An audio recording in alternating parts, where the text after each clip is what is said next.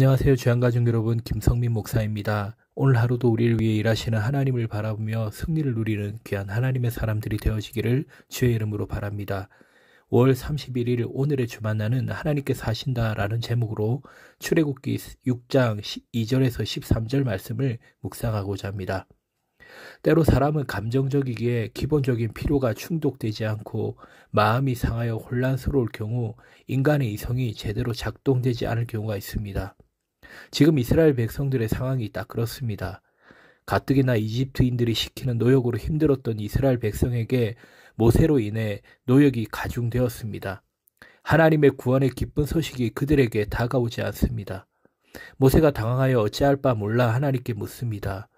이제 어쩌면 좋겠습니까? 이러한 난처한 상황이 벌어진 것입니다.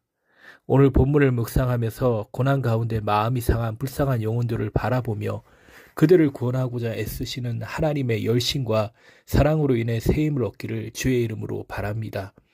첫째로 하나님은 능력이 많으시고 신실하신 분이십니다. 본문 2절에서 8절까지 하나님은 먼저 모세에게 당신께서 이스라엘 백성에게 어느 날 갑자기 나타난 낯선 분이 아닌 그들의 조상 아브라함과 이삭과 야곱의 때로부터 함께 하셨던 임마누엘의 하나님이심을 말씀하십니다.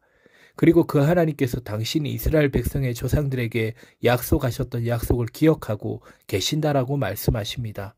4절에서 5절의 말씀입니다. 가나안 땅 곧 그들이 거류하는 땅을 그들에게 주기로 그들과 언약하였더니 이제 애굽 사람이 종으로 삼은 이스라엘 자손의 신음소리를 내가 듣고 나의 언약을 기억하노라. 약 400년의 시간이 흘렀습니다. 시간이 흐르면서 이스라엘 백성들이 하나님에 대한 신앙과 헌신은 그들의 조상 아브라함과 이삭과 야곱에 비해 형편없이 무너진 상황입니다. 그럼에도 하나님은 당신의 약속을 잊지 않으시고 신실하게 지키려고 하십니다. 하나님께서 그렇게 약속을 지키시고 하시는 것은 이스라엘 백성들의 신앙의 수준이나 그들의 공로나 상관없이 전적으로 그분의 신실하심과 의로우심 때문입니다. 이어서 하나님은 당신께서 이집트인들에게 이스라엘을 구원해내시고 가나안 땅을 약속의 기업으로 주실 전능하신 하나님이심을 강조하십니다.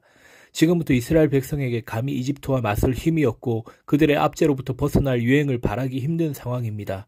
혹시 그들이 노예 신분에서 벗어나 고향 땅인 가나안으로 돌아가 그곳 거주민과 싸워 그 땅을 빼앗을 가능성도 전혀 없습니다. 그런데 바로 이 일을 하나님께서 하시겠다고 말씀하십니다. 왜냐하면 하나님께서는 이스라엘에게 완전히 불가능한 그 일을 이루실 수 있는 능력이 있기 때문입니다. 그분은 전능하신 하나님, 불가능을 가능케 하시는 하나님이십니다. 둘째로 하나님은 반복해 선포하심으로 난간을 돌파하십니다. 그런데 하나님께서 이렇게 당신의 신실하심과 전능하심을 이야기하는데 이를 듣는 이스라엘 백성과 모세의 반응이 영 좋지 않습니다. 9절입니다. 모세가 이와 같이 이스라엘 자손에게 전하나 그들이 마음의 상함과 가혹한 노역으로 말미암아 모세의 말을 듣지 아니하였더라.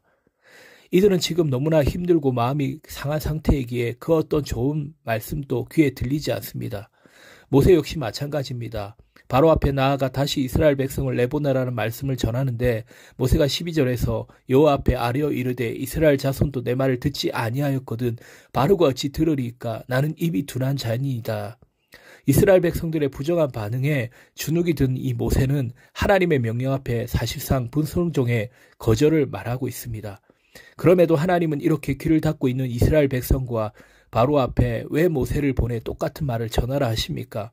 하나님께서 모세에게 당신의 신실하심과 전능하심을 말하라 하신 것은 이스라엘을 설득하고자 하신 것이 아닌 선포하고자 하심입니다. 하나님은 이스라엘 백성이 약속의 말씀을 붙잡아 이 힘든 시간을 인내로 이겨낸다면 좋겠지만 설사 그렇지 않다 하더라도 주님은 당신의 언약을 성취하십니다. 당신의 백성들을 연단시키고 세워 가시는 것입니다. 바로에게도 마찬가지입니다. 하나님은 모세를 통해 거듭 내 백성을 내보내라고 말씀하십니다. 이것은 설명과 설득과 권고가 아닙니다. 13절에 분명히 이렇게 기록되어 있습니다. 여호와께서 모세와 아론에게 말씀하사 그들로 이스라엘 자손과 애굽 왕 바로에게 명령을 전하고 이스라엘 자손을 애굽 땅에서 인도하여 내게 하시니라. 하나님은 바로에게 부탁하신 것이 아닙니다. 명령하셨습니다. 선포하셨습니다. 그런데 바로는 자신이 하나님의 협상의 대상이라 착각하고 있습니다. 그러나 그는 하나님에 대해 똑바로 알아야 했습니다. 하나님의 말씀에 대해 한번 생각해보고 결정하겠다는 답이 아닌 순종해야 했습니다. 이제 바로는 자신의 오만과 착각의 값을 크게 치르게 될 것입니다. 때로 우리는 하나님의 일을 할 때에 사람들을 너무 완벽하게 설득하고 모든 동의를 얻어내려 애쓰다 제풀에 낙심하고 좌절하곤 합니다. 그런데 분명한 것은 사람을 변화시키는 것은 오직 하나님만이 하실 수 있는 일입니다. 말로 노력으로 이익을 제시하며 사람을 잠깐의 의도로 움직이는 데 성공할 수는 있겠지만 속 사람을 바꾸어 그의 인생을 변화시킬 능력은 하나님께 있습니다. 하나님은 백성들의 아우성과 모세의 태옥과 바로의 반항에도 불구하고 꿋꿋이 당신의 신실하심과 전능하심을 선포하시며 구원과 비전의 역사를 진행해 나가십니다. 그리고 오늘 또 당신의 이 일하심에 동참할 하나님의 사람들을 찾고 계십니다. 사람을 두려워하지 않고 사람의 반응에 흔들리지 않으며 오직 주의 부르심에 헌신하는 믿음의 사람들이 되기를 주의 이름으로 바랍니다.